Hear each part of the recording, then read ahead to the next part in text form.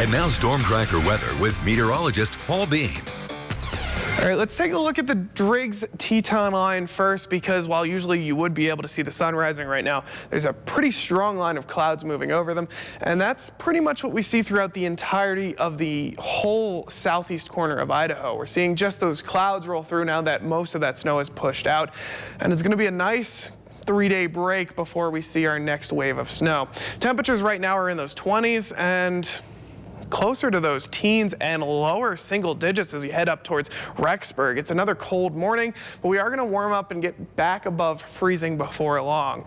Storm Tracker showing a lot of those clouds, but not much of that precipitation. You see a couple white spots near Idaho Falls, but nothing too organized. So as we see these clouds move through, they're going to build into this afternoon. We're going to see some mostly cloudy conditions for the afternoon, but we're not going to see any snow moving forward. We're going to continue to just see clouds push through for the next 3 days before that snow makes its way in later in the week. You can tell right now, if you look out in the Pacific, you have another of those low pressure systems starting to build, starting to make those clouds towards California. That's what's going to hit us on Friday, but for right now, we're kind of in the clear. Taking a look at that future tracker, a lot of those scattered storms that were in the Tetons have moved further into Wyoming and are quickly making their way out. This is by the end of Tuesday. As we hit Wednesday, it basically clear all throughout the region.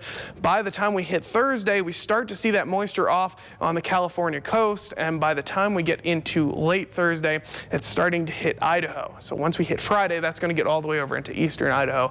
And as we look at that 7-day forecast, you'll notice we're seeing a lot of those conditions closer to 42, 45 for Wednesday, Thursday. So we're seeing those temperatures warm up continually until we hit that moisture. And of course, with those warmer temperatures, we start to see a mix instead of snow. Friday and Saturday is going to be a little messy because it's going to be that rain, a little bit of snow. It's going to be very slushy out. So it's going to be a mess on those roads by the time we hit the end of the week. Sunday, Monday, we start to see it scattered out, but those temperatures are continually warming up. So it is going to be a nice warmer weekend, even though we have that snow moving forward.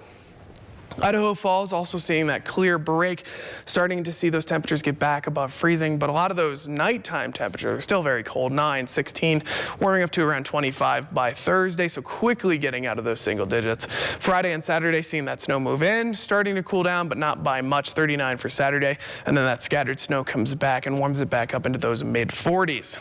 Over in the Teton area, seeing a little bit more of the snow, but still getting a little bit of a break. Tuesday, Wednesday staying clear.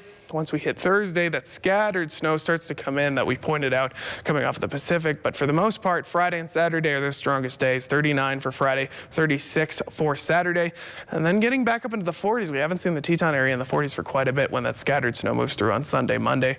Then finally for the Central Mountains, Tuesday, Wednesday, seeing those temperatures shoot back up to those 40s. 48 for Thursday, 47 for Friday, and a little bit more snow in the Central Mountains. They're going to be hit by that early precipitation off of the Pacific Thursday, Friday, and Saturday.